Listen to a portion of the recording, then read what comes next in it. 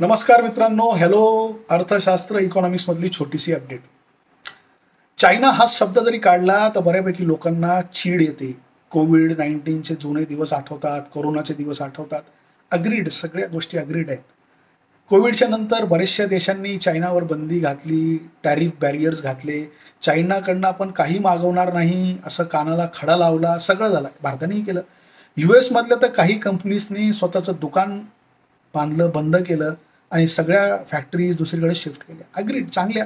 हे extreme reactions इकॉनॉमीमध्ये सगळीकडे भेटतात, बघायला भेटतात. त्याच्यात काही नवल नाही आहे. या विशेष म्हणजे सर त्याच्यात नवल काय?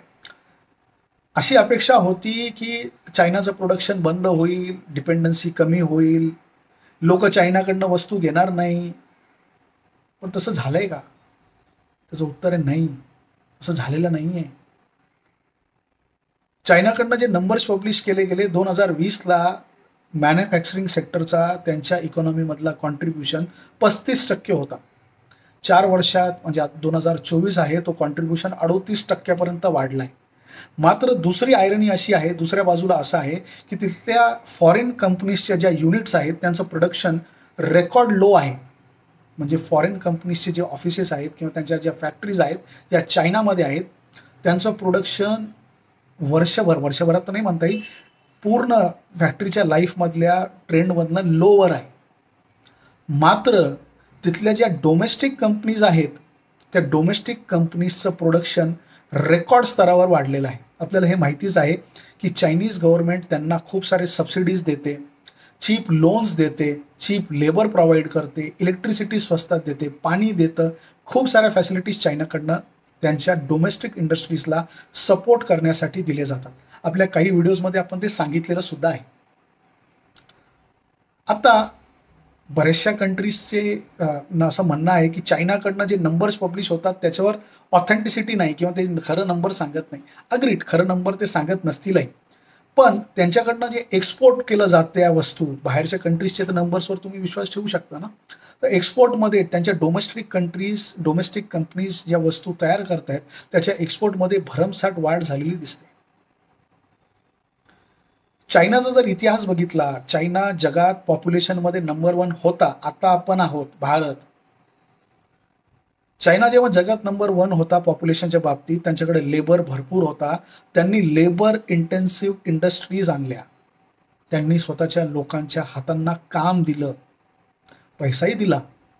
त्याच्यामुळे त्यांची ग्रोथ झाली. मॅन्युफॅक्चरिंगमध्ये जगभरात त्यांचा आजही डंका आहे. तुम्ही अग्री करा नाही तर करू नका, त्यांचा डंका आजही आहे. आत्ता त्यांची इकॉनॉमी सेकंड लार्जेस्ट इकॉनॉमी आहे. त्यांच्याकडे आता पैशाची अजिबात कमतरता नाही. ते आता कॅपिटल इंटेन्सिव्ह इंडस्ट्रीजवर पैसा लावायला त्यांनी सुरुवात केलेली आहे. ही एक धोक्याची घंटा सगळ्या देशांना आहे, इन्क्लुडिंग इंडिया. चायना कुठलीही गोष्ट स्पीडनी, स्केलनी आणि टेक्नॉलॉजीच्या मदतीने खूप वेगाने आणते. तुम्ही बघा, renewable energy, solar panel, semi conductor, EV vehicles, EV batteries याच्यात चायना वेगाने काम करते. त्यांची प्रोडक्टही येतात. त्यांच्या मोठ्या मोठ्या कंपनीजला भरमसाठ सबसिडी चायनीज गव्हर्नमेंटने दिलेली आहे. सर, आम्ही चायनाच्या वस्तू वापरत नाही, हा विषय बंद करा. ठीक आहे, तुमचं प्रेम आहे मात्र आपल्या देशाबद्दल, माझंही आहे, चांगली गोष्ट आहे. पण ज्या मॅन्युफॅक्चरिंग इंडस्ट्रीज आहेत त्यांना जर वस्तू स्वस्त भेटल्या प्रोडक्शनसाठी तर ते का करणार नाही? इकॉनॉमिक्स इमोशनवर लिमिटेड पिरियडपर्यंत काम करू शकतं.